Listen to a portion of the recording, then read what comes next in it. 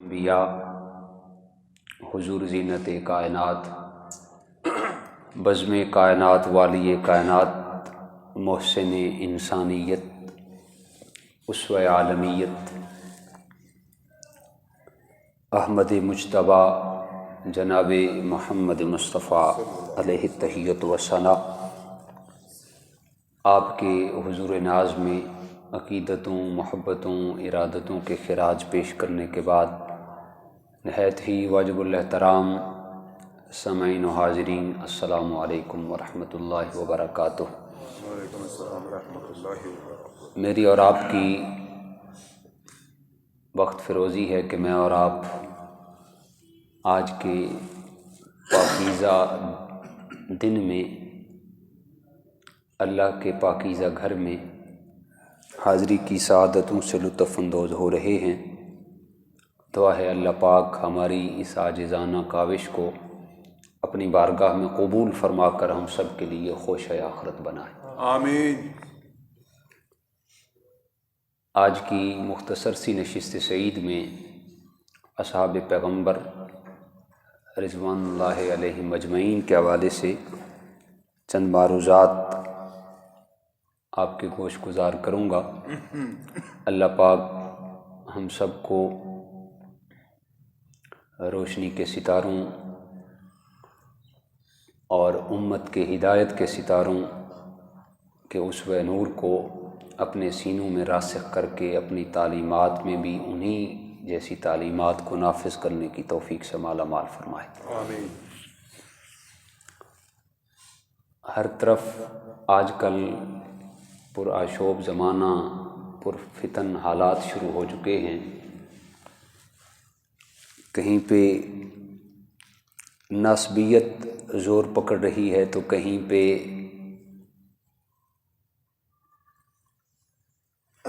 غالی فرقہ اپنی جڑیں مضبوط کرنے میں سراپا معجزن ہے، لیکن ہمارا تو ایمان، ہمارا نظریہ یہ ہے، چاہے حضور علیہ السلام کے در والے ہوں، چاہے حضور علیہ السلام کے گھر والے ہوں، دونوں پر ہمارا ایمان بھی ہے، دونوں پر ہماری جند جان قربان بھی ہے۔ اللہ پاک نے اس پوری کائنات کے اندر جب انسانوں کا انتخاب کیا تو دو صفات کی حامل ایسی شخصیات ہیں جن کا انتخاب خود اللہ خلاق کے کائنات نے کیا، ان کو چنا۔ ایک نبوت کا انتخاب اللہ پاک نے خود کیا اور ایک مقام صحابیت کا انتخاب بھی اللہ نے خود کیا۔ 1,24,000 کم و بیش انبیاء اس کائنات میں جلوہ گر ہوئے اور 1,24,000 کے لگ بھگ صحابہ کرام اس دنیا میں جلوہ فراز ہوئے اور انہوں نے عشق رسالت مآب کی جلوہ فروزیاں امت مسلمہ کے سینوں تک منتقل کی۔ تو نبوت کے لیے بھی اللہ تعالیٰ نے انتخاب کیا۔ یہ ایسا عمل نہیں، کسبی عمل نہیں کہ کسب کریں، محنت کریں، ریاضت کریں، مجاہدے کریں، چلے لگائیں، عبادت کی کثرت یہاں تک پہنچے کہ اللہ پاک نبی بنا دے، ایسا نہیں ہے۔ یہ ایک عطائی صفت ہے، جسے اللہ تعالیٰ چاہتا ہے، جس کو منتخب فرماتا ہے، جسے چن لیتا ہے، اسے نبی بنا دیتا ہے۔ سبحان اللہ۔ اور صحابہ کرام رضوان علیہم اجمعین، صحابی بھی یہ کوئی کسبی عمل نہیں ہے کہ محنت کرنے سے انسان صحابی بن سکتا ہے، نہیں، بلکہ یہ بھی عطائی عمل ہے، عطائی صفت ہے۔ اللہ پاک نے ان کا خود انتخاب کیا۔ روز ازل اللہ پاک نے تمام دلوں کا سروے کیا، جو دل اللہ پاک کو سب سے زیادہ پسند آئے اللہ پاک نے ان کو نبوت کے لیے چن لیا۔ پھر جو دل سارے پسند آئے تھے ان میں سے ایک اور عمیق نظر، رحمت والی نظر دوڑائی تو ان سب دلوں میں سے جو سب سے زیادہ دل اللہ خلاق کائنات کو پسند آیا وہ میرے اور آپ کے پیارے آقا جان عالم صلی اللہ علیہ وسلم کا قلب منور تھا۔ تو پھر اللہ پاک نے جب دلوں کا انتخاب کر کے، وصفیات کا انتخاب کر کے چنا، نبوت کا وصف عطا کیا، پھر اللہ پاک نے اپنے حبیب علیہ السلام کی سنگت کے لیے، اپنے حبیب علیہ السلام کی معیت کے لیے، اپنے حبیب علیہ السلام کے دکھ درد غم خوشی بانٹنے کے لیے جن شخصیات کا انتخاب کیا انہیں میں اور آپ صحابی کہتے ہیں۔ ایسا نہیں ہے کہ آدمی نے عمل کیا اور بعد میں صحابی بن گیا، نہیں، بلکہ حضور علیہ السلام کے صحابہ کے لیے، سنگت کے لیے بھی اللہ تعالیٰ نے لوگوں کو چنا۔ سلیمان فارسی کو فارس سے چن لیا، صہیب کو روم سے چن لیا، انس بن مالک کو یمن سے چن لیا، اور بلال حبشی کو حبشہ سے چن لیا۔ تو اصحاب کو چن کر حضور علیہ السلام کی سنگت کے لیے اللہ پاک نے ان کا انتخاب کیا، ان کو منتخب کیا۔ سچی بات تو یہ ہے، اللہ پاک نے جیسے اصحاب، جیسے ساتھی حضور علیہ السلام کو عطا کیے ہیں، اللہ پاک نے کسی نبی کو ایسے صحابی عطا نہیں کیے، اس لیے کہ محمد مصطفیٰ صلی اللہ علیہ وسلم بھی بے مثل و بے مثال ہیں، اور آپ کے جو ساتھی ہیں وہ بھی بے مثل و بے مثال ہیں، وہ بھی بے مثل و بے مثال۔ جب میں اور آپ کسی صحابی کا نام لیتے ہیں، کسی صحابی کا نام سنتے ہیں، تو ہمارے ذہن کے دریچوں کے اندر فوراً دیار حبیب کے اس عظیم مسجد کا دلکش منظر، مسجد نبوی کا منظر سامنے آ جاتا ہے کہ جہاں پہ سراپا عز و نیاز بن کر سیدنا صدیق اکبر کھڑے ہیں، سراپا عز و نیاز بن کر مؤدب طور پر سیدنا فاروق اعظم کھڑے ہیں، سیدنا عثمان غنی کھڑے ہیں، سیدنا علی المرتضیٰ مولا کائنات کھڑے ہیں، اور آپ کے علاوہ لاکھوں تعداد میں دیگر صحابہ کرام بادب دوزانو ہو کر حضور علیہ السلام کی بارگاہ میں دوزانو ہو کر کھڑے ہیں یا بیٹھے ہیں۔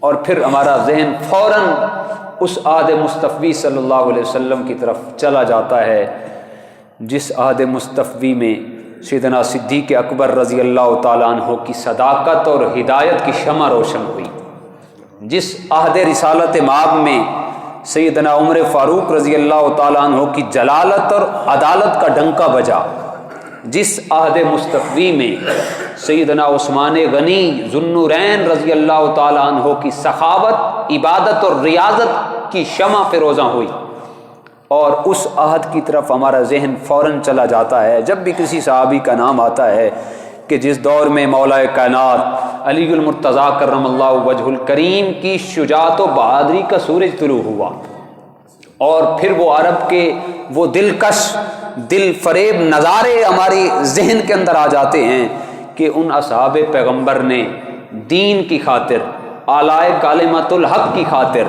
عظمت اسلام کی خاطر، شریعت کی پاسبانی کی خاطر، تعظیم مصطفیٰ کی توقیر کی خاطر اپنی جانیں نچھاور کر دی۔ پھر ہمارا ذہن فوراً بلال حبشی کی طرف بھی جاتا ہے، تپتپی زمین تھی، ریت کے ذرات تھے، سورج کی آنکھیں بھی بندہ برداشت نہیں کر سکتا تھا، ریت پہ لٹایا جاتا ہے، سینے پہ ٹنوں کے حساب سے وزنی پتھر رکھے جاتے ہیں، اور پھر اوپر کوڑے مار کے پوچھا جاتا ہے بلال بتا کہ محمد کو چھوڑتا ہے کہ نہیں چھوڑتا؟ تو بلال حبشی رضی اللہ تعالیٰ عنہ کی زبان سے یہی الفاظ نکلتے ہیں، محمد پہ دل اب فدا کر چکا ہوں، یہی فرض اب میں ادا کر چکا ہوں۔ محمد پہ دل اب فدا کر چکا ہوں، یہ فرض خدا ہے، ادا کر چکا ہوں۔ پھر حضرت زید بن ثنا کا وہ واقعہ بھی ہمارے ذہنی تخیل کے اندر آتا ہے، جب آپ کفار کے چنگل میں پھنس گئے، ابو سفیان نے پوچھا، سوال کیا، سولی پہ لٹکایا ہوا تھا، زید بن دسنا بتا تمہارے حبیب مدینہ میں ہیں، تم مکہ میں ہمارے چنگل میں پھنس چکے ہو، تمہارے بچے گھر کے اندر ہیں، انتظار کر رہے ہیں ہمارے بابا کب آئیں گے، تمہارے محبوب جس کی خاطر تو تڑپ رہا ہے وہ مدینے میں بیٹھے ہیں اپنے اصحاب کے جنب غفیر میں، تو ہماری سولی کے نیچے ہے۔ بتا اگر معاملہ اس کے الٹ ہوتا، تم اپنے گھر میں بیٹھے ہوتے اور تمہارے محبوب ہمارے پاس ہمارے چنگل میں ہوتے اور ہم انہیں سولی پہ نعوذ باللہ معاذ اللہ لٹکاتے، تو کیا فیلنگ ہوتی اس وقت؟ تو حضرت زید بن دسنہ کے وہ الفاظ 1400 سال کی بود پر بھی آج ہمارے سینوں پہ عشق مصطفی صلی اللہ علیہ وسلم کی وہ عظیم تحریر بنے ہوئے ہیں کہ حضرت زید بن دسنہ رضی اللہ تعالیٰ عنہ نے اس وقت کہا تھا، ظالمو تم تو کہتے ہو کہ میرا محبوب تمہارے چنگل میں تمہاری سولی کے نیچے ہو، میں تو یہ بھی برداشت نہیں کر سکتا کہ میرے آنکھوں کے سامنے میرے حبیب کے پاؤں میں کانٹا چبھ جائے، سبحان اللہ، میں تو یہ بھی برداشت نہیں کر سکتا، میں تمہاری دار سے لڑ کر عظمت قرآن نہیں دوں گا، میں اپنی جان دے دوں گا مگر ایمان نہیں دوں گا۔ سبحان اللہ، تم تو حضور کو پھانسی پہ نعوذ باللہ معاذ اللہ لٹکانا چاہتے ہو، میں تو ان کے پاؤں میں کانٹا چبھتے ہوئے بھی نہیں دیکھ سکتا۔ پھر ہمارا تخیل جب اصحاب کا ذکر آتا ہے، حضرت خبیب رضی اللہ تعالیٰ عنہ کی طرف بھی جاتا ہے، جب آپ کے سامنے آپ کے دونوں بیٹوں کو شہید کیا گیا، پھر پوچھا گیا اے خبیب اب بتا محمد کا کلمہ صلی اللہ علیہ وسلم کا کلمہ چھوڑتے ہو کہ نہیں چھوڑتے؟ تو حضرت خبیب نے اس وقت بھی یہی الفاظ دلربا دہرائے تھے کہ نہ جب تک کٹ مروں میں خواجہ بطحا کی عزت پر، نہ جب تک کٹ مروں میں خواجہ بطحا کی عزت پر، خدا شاہد ہے کامل میرا ایمان ہو نہیں سکتا۔ سبحان اللہ، تو حضور علیہ السلام کے جب بھی صحابہ کا ذکر آتا ہے تو ہمارے ذہن میں وہ دلکش مناظر سامنے آتے ہیں۔ وہ منظر کیسا ہوگا؟ مسجد نبوی کا جھرمٹ ہوگا۔ حضور علیہ السلام، حضرت انس فرماتے ہیں حضور علیہ السلام مسجد سے باہر نکلے، ایک طرف سیدنا ابو بکر صدیق ہیں، ایک طرف حضرت سیدنا عمر فاروق ہیں، حضرت انس سامنے تھے۔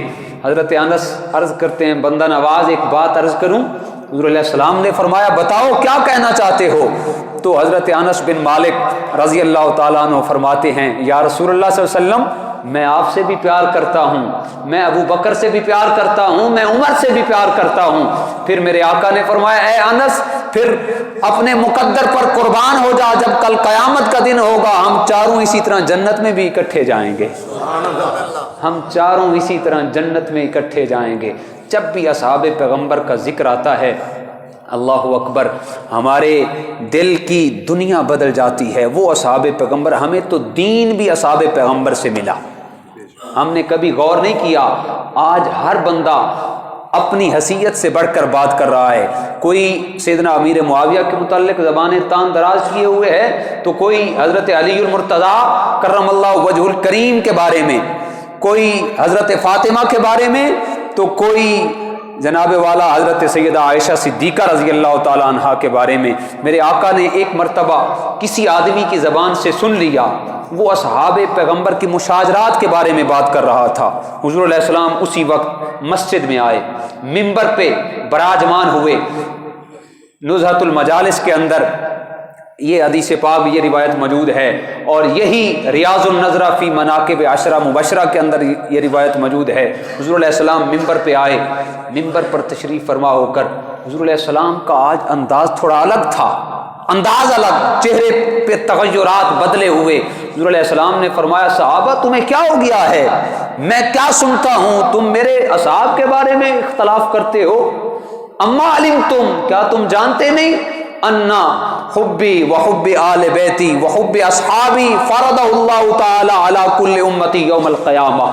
اے اصحاب پیغمبر سن لو یہ بات غور سے کہ میری محبت، میری آل پاک کی محبت، میرے اصحاب کی محبت اللہ پاک نے ہر میرے امتی پر قیامت تک کے لیے فرض کر دی ہے۔ کوئی میرا امتی اس وقت تک کامل مسلمان نہیں ہو سکتا، کامل مومن نہیں ہو سکتا جب تک میرے اصحاب سے پیار نہ کرے، جب تک میری آل سے پیار نہ کرے۔ تو گرامی قدر حضرات، ہمارا یہ نظریہ ہے، ہمارا یہ اپنا ویو ہے کہ اس پوری کائنات کے اندر اللہ تعالیٰ کی جتنی تخلیق ہے اس میں اگر مجد اور شرف کے اعتبار سے دیکھا جائے تو پوری کائنات میں مجد اور شرف کے اعتبار سے انسان افضل ہیں. پوری اشرف مخلوقات میں سے کون افضل ہیں جی؟ انسان افضل ہیں. اور پھر انسانوں میں وہ انسان افضل ہیں جو مومن ہوں. اہل اسلام افضل ہیں. چاہے کفار جتنے مرضی بلند و بالا ہو جائیں، جاہ و جلال میں آگے بڑھ جائیں، دولت و حشمت میں آگے بڑھ جائیں، اخلاقی اقدار میں آگے چلے جائیں، لیکن اللہ کی عزت کی قسم وہ کسی مسکین غریب مسکین مومن کی شان کو بھی نہیں پہنچ سکتے. اس لیے کہ مجد اور شرف کے اعتبار سے اہل ایمان افضل ہیں. پھر اہل ایمان میں سے اہل علم علماء اور اولیاء افضل ہیں. علماء اور اولیاء میں سے پھر غوث کتب اقطاب اور اغیاث افضل ہیں. جہاں پہ اغیاث اور اقطاب کی انتہا ہوتی ہے وہاں پہ پھر تابی کے مقام کی ابتدا ہوتی ہے، وہاں سے تابی پھر افضل ہیں. تابی سے پھر صحابی افضل ہیں. صحابہ کی بھی آگے درجے بنے ہوئے ہیں. صحابہ سے مہاجر صحابہ افضل ہیں. پھر مہاجر اور انصار صحابہ کو ملائیں تو بدر والے صحابہ افضل ہیں، 313 جو ہیں. پھر بدر والوں میں اگر کیٹیگری کی جائے تو پھر 10 مبشرہ افضل ہیں، جنہیں مصطفیٰ جان عالم صلی اللہ علیہ وسلم نے فرمایا ابو بکر فی الجنہ، عثمان فی الجنہ، عمر فی الجنہ، علی فی الجنہ، سعد بن ابی وقاص فی الجنہ، زبیر فی الجنہ، ابو عبیدہ بن عبد الرحمن فی الجنہ، جن کے بارے میں حضور علیہ السلام نے زندگی میں جنہیں جنت کی بشارت دے دی. پھر اگر 10 مبشرہ میں سے دیکھا جائے تو پھر 4 یار افضل ہیں، سیدنا ابو بکر صدیق، سیدنا عمر فاروق، سیدنا عثمان غنی، سیدنا علی المرتضیٰ. پھر اگر ان چاروں میں سے دیکھا جائے تو پھر مجد اور شرف کے اعتبار سے حضرت سیدنا ابو بکر صدیق افضل ہیں. ہمارے یہاں درجے متفاوت ہیں لیکن سب کی عزت کرنا، سب کا احترام کرنا یہ ہم سب پہ فرض ہے. حضور علیہ السلام نے ارشاد فرمایا کہ میرے صحابہ سے پیار کرنا مجھ سے پیار کرنا ہے. سنن نسائی کی حدیث پاک، جس نے میرے صحابی سے پیار کیا اس نے مجھ سے پیار کیا، اور جس نے میرے صحابی سے بغض رکھا اس نے مجھ سے بغض رکھا. آج ہم حضور علیہ السلام تو اس سے بھی پیار کرتے تھے، اس سے بھی چاہت کا اظہار کرتے تھے جو صحابہ سے چاہت کا اظہار کرتا تھا. آج ہمارا قبیلہ ایک ہے صحابہ کے ساتھ، بلال کی رشتہ داری اور ہماری رشتہ داری ایک ہے؟ نہیں. نہ ہی صہیب رومی اور ہماری برادری ایک ہے، نہ ہمارا رشتہ ایک ہے، نہ سلیمان فارسی کا اور ہمارا قبیلہ ایک ہے. کوئی ایسی بات نہیں. ہم تو اس لیے ان سے پیار کرتے ہیں وہ آقا سے پیار کرنے والے ہیں. نہ ہم نے کبھی قطروں پہ غور کیا نہ سمندر دیکھا، جہاں تیری جھلک نظر آئی وہیں ڈوب گئے. ہم تو فقط اتنا ہی جانتے ہیں وہ آقا سے پیار کرتے تھے، ہم ان سے پیار کرتے ہیں. وہ آقا سے پیار کرتے تھے. حضور علیہ السلام کا طریقہ مبارک تھا، جب بھی آپ کے پاس کوئی مہمان آتا تو حضور علیہ السلام مہمان تقسیم فرما دیتے تھے. مہمان آتے تو صحابہ میں مہمانوں کو تقسیم کر دیا جاتا. اے عبد الرحمن بن عوف اس مہمان کو آپ لے جائیں، اس کی مہمان نوازی کریں. اے مقداد اس کو آپ لے جائیں. اے عبیدہ بن جراح اس کو آپ لے جائیں. مہمان تقسیم کر دیے جاتے. یہ حضور علیہ السلام کا طریقہ تھا. حضرت انس بن مالک روایت کرتے ہیں، حضرت عبداللہ بن عباس روایت کرتے ہیں، ایک دفعہ حبشہ سے کچھ لوگ حضور علیہ السلام کی بارگاہ میں مہمان بن کے آئے. کہاں سے؟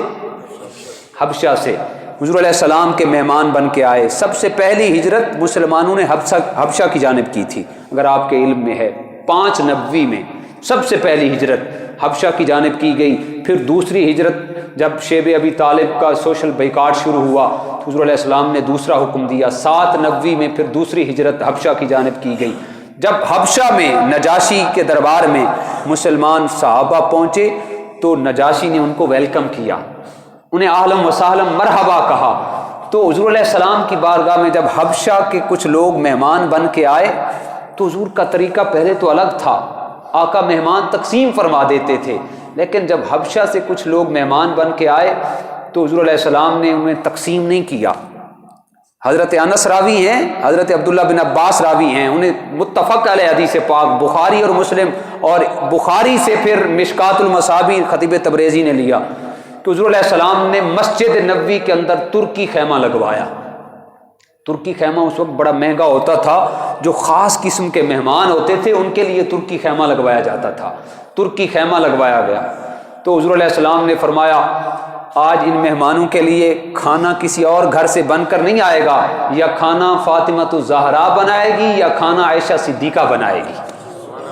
آپ کے گھر میں کھانا بنایا گیا.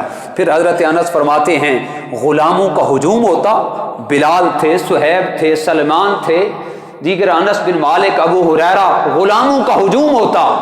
آقا جب بھی پہلے کبھی ایسا موقع آتا تو خدمت کے لیے ہمیں آگے کرتے کہ ان کی خدمت کرو، ان کی خدمت کرو، ان کی خدمت کرو. لیکن جب حبشہ کے مہمان آئے، کھانا حضور علیہ السلام کے گھر سے پک کے آیا. پھر حضور علیہ السلام نے مسجد نبوی میں ترکی خیمے بھی لگوائے، ترکی خیمے لگے، کھانا بن کے آیا. حضور علیہ السلام غلاموں کا ہجوم کسی کو آگے کر سکتے تھے، لیکن حضور علیہ السلام نے کسی صحابی کو آگے نہیں کیا. اپنے ہاتھوں سے کھانا لے کر ترکی خیمے میں گئے، انہیں وقت دیا، ان کے ساتھ بات چیت کی، انہیں کھانا اپنے ہاتھوں سے کھلایا. کھانا کھلانے کے بعد حضرت انس فرماتے ہیں آج عجیب معاملہ تھا، اس سے پہلے ایسا رنگ ہم نے کبھی نہیں دیکھا تھا. حضرت انس فرماتے ہیں مجھ سے رہا نہ گیا، میں نے پوچھ لیا، بندہ نواز مہمان تو پہلے بھی آتے ہیں لیکن آج رنگ نرالا ہے، وجہ کیا ہے؟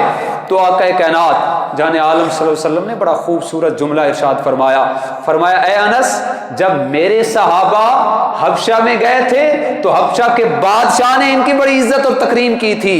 جو میرے صحابہ کی عزت و تکریم کرتا ہے، کیا میں اس کی عزت و تکریم نہ کروں؟ جو میرے صحابہ کی عزت و تکریم کرتا ہے، میں محمد مصطفیٰ کی میں بھی اس کی عزت و تکریم کرتا ہوں. تو حضور علیہ السلام نے اپنے ہاتھوں سے خیمہ لگوایا، اپنے ہاتھوں سے کھانا لے کے آئے اور اپنے ہاتھوں سے کھانا کھلا کر امت مسلمہ کو واضح یہ پیغام دیا کہ جو صحابہ سے پیار کرتا ہے وہی محمد مصطفیٰ سے پیار کرتا ہے، اور جو صحابہ سے بغض رکھتا ہے لاکھوں کوششیں کر لے، یہ نعرے بھی لگا لے غلامی مصطفیٰ میں موت بھی قبول ہے، اس کا مرنا حرام کا مرنا ہوگا جو صحابہ سے بغض رکھتا ہے. امیر اہل سنت نے تو، اعلیٰ حضرت نے تو یہاں تک فتویٰ دے دیا کہ جو کسی صحابی کے متعلق تھوڑی سی بات، اتنی سی بات کرتا ہے کہ اس کے کپڑے میلے کچیلے ہیں، نعوذ باللہ معاذ اللہ، اعلیٰ حضرت فرماتے ہیں وہ آدمی میرے نزدیک سور اور خنزیر سے بھی بدتر ہے. اب وہ آدمی اپنی خیر منائیں جو صحابہ کے بارے میں زبانیں تان دراز کرتے ہیں. حضرت ابو سعید خدری فرماتے ہیں آقا ایک دن ممبر پہ براجمان ہوئے تو حضور علیہ السلام نے فرمایا تمہیں کیا ہو گیا ہے؟ لا تسبوا اصحابی، میرے صحابہ کو گالی مت دیا کرو، چاہے تم معاملات میں جتنی مرضی آگے نکل جاؤ، چاہے تم اوت پہاڑ کے برابر سونا بھی اللہ کے راستے میں قربان کر دو، خرچ کر دو، میرے صحابی اگر ایک مٹھی بھر جاؤ اللہ کے راستے میں قربان کر دے، تمہارا اوت پہاڑ بھی اس کے درجے کو نہیں پہنچ سکتا. سونے کا پہاڑ وہ 7 کلومیٹر کی مسافت پہ ہے، اگر وہ اوت پہاڑ جتنا سونا تم اللہ کے راستے میں قربان کر دو، میرا صحابی ایک مٹھی بھر جاؤ اللہ کے راستے میں قربان کر دے، تم اس مٹھی بھر جو کے برابر بھی نہیں پہنچ سکتے. تو فرمایا میرے صحابہ کو گالی مت دیا کرو. اگر تصویر کا ایک رخ یہ ہے کہ آقا اس سے پیار کرتے ہیں جو صحابہ سے پیار کرتا ہے، تصویر کا دوسرا رخ بھی ہے. اگر ایک رخ یہ ہے تو دوسرا رخ یہ بھی ہے. ایک دفعہ حضور علیہ السلام گھر پہ تھے، ترمذی کی حدیث پاک، آپ کی بارگاہ میں عرض کیا گیا یا رسول اللہ صلی اللہ علیہ وسلم فلاں آدمی فوت ہو گیا ہے، اس کی نماز جنازہ پڑھانی ہے. تو حضور علیہ السلام نے فرمایا تیار ہو جاؤ. آقا گھر میں بھی مسئلے کا جواب دے سکتے تھے، کیا خیال ہے؟ سوال کا جواب دیا جا سکتا تھا، لیکن حضور جانتے تھے اگر میں نے یہیں پہ سوال کا جواب دے دیا تو یہ جواب میری امت تک مشکل پہنچے گا. آقا تعلیم امت کے لیے گھر سے باہر آئے، گھر سے باہر آ کر صفیں بن چکی تھی.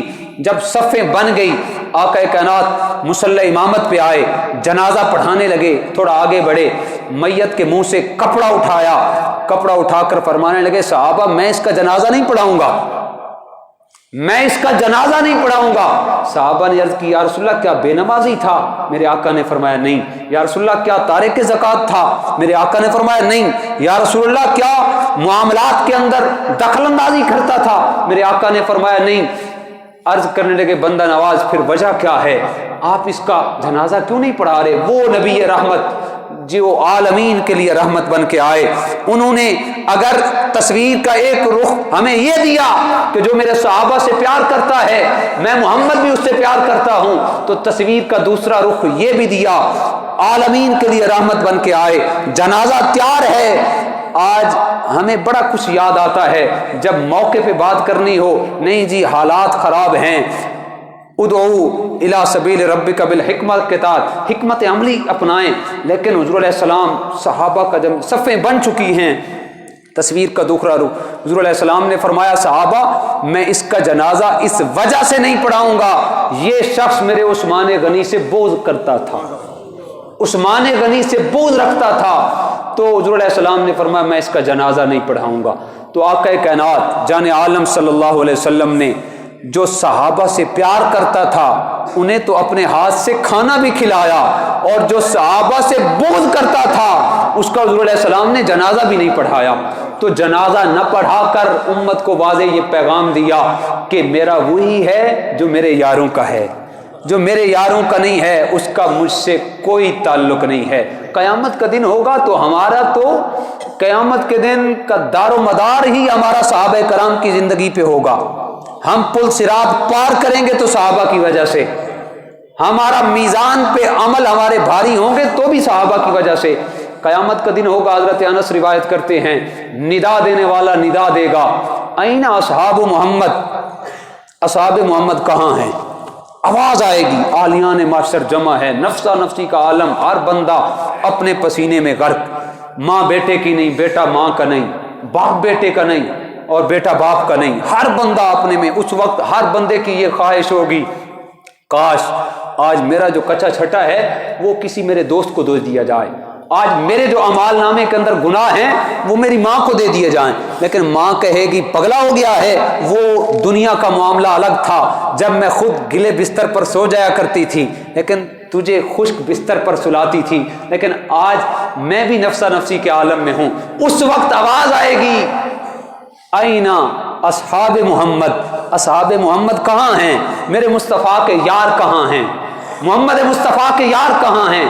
تو روایت کے اندر آتا ہے سیدنا ابو بکر صدیق رضی اللہ تعالیٰ عنہ بارگاہ خداوندی میں حاضر ہوں گے۔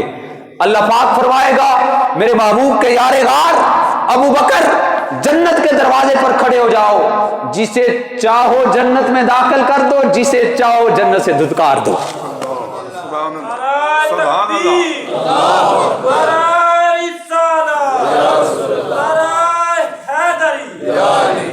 پھر آواز آئے گی اینا اصحاب محمد، اصحاب محمد کہاں ہیں؟ پھر حضرت سیدنا عمر فاروق حاضر ہوں گے، آواز قدرت آئے گی میرے محبوب کے یار، میرے محبوب کی عدالت کے پیکر میزان پہ کھڑے ہو جاؤ، جس بندے کے عمل کو چاہے وزنی کر دو، جس بندے کے عمل کو چاہے گھٹا دو، تمہیں اختیار دے دیا گیا ہے۔ پھر آواز قدرت آئے گی این اصحاب محمد، میرے محبوب کے اصحاب کہاں ہیں؟ پھر سیدنا عثمان غنی حاضر ہوں گے اور آواز قدرت آئے گی اے عثمان غنی تم پل صراط پہ کھڑے ہو جاؤ، جسے چاہو پل صراط پار لگا دو، جسے چاہو دھکا دے کر جہنم رسید کر دو۔ اور پھر آواز قدرت آئے گی این اصحاب محمد، تو حضرت علی المرتضیٰ کرم اللہ وجہ الکریم حاضر ہوں گے، آواز قدرت آئے گی اے علی المرتضیٰ حوض کوثر پہ کھڑے ہو جاؤ، جسے چاہو حوض کوثر کے جام بھر بھر پلا دو، جسے چاہے دھتکار دو۔ تو قیامت کے دن اللہ نے جنت کے دروازے پہ کس کو کھڑا کیا؟ بولے نہیں، کس کو کھڑا کیا؟ ہر بندہ بولے۔ جنت کے دروازے پہ کس کو کھڑا کیا گیا؟ میزان پہ کس کو کھڑا کیا گیا؟ حضرت عمر فاروق رضی اللہ تعالیٰ عنہ کو۔ اور پھر پل صراط پہ کس کو کھڑا کیا گیا؟ حضرت عثمان غنی ذو النورین کو۔ اور پھر حوض کوثر پہ کس کو کھڑا کیا گیا؟ مولا کائنات کو۔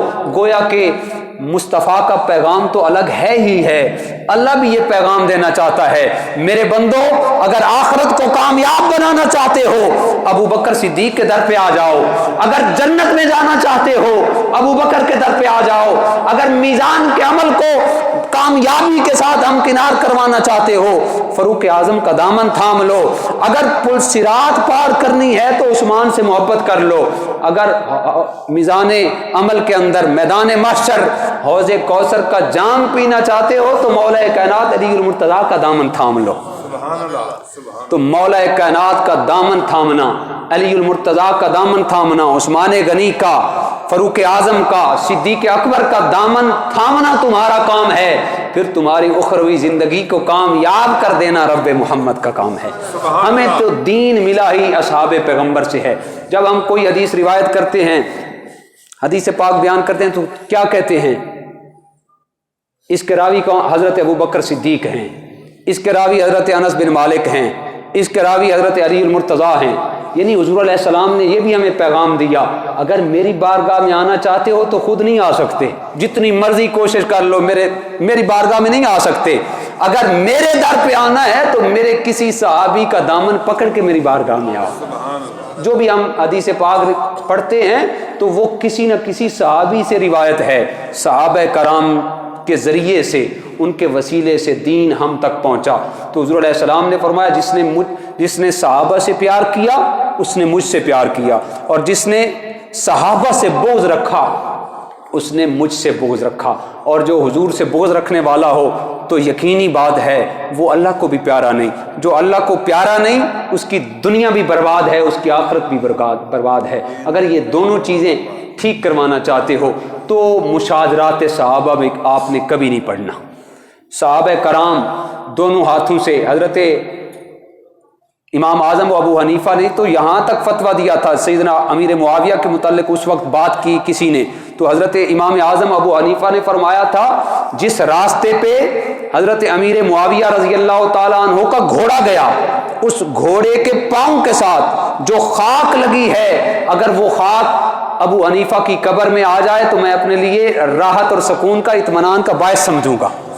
تو انہوں نے تو ہمیں یہاں تک یہ پیغام دیا۔ تو سارے صحابہ سے آپ نے پیار کرنا ہے، الفت رکھنی ہے، مودت رکھنی ہے، اس وقت ہماری زندگی کامیاب ہوگی۔ اللہ پاک ہم سب کا حامی و ناصر ہو۔ آخر دعوانا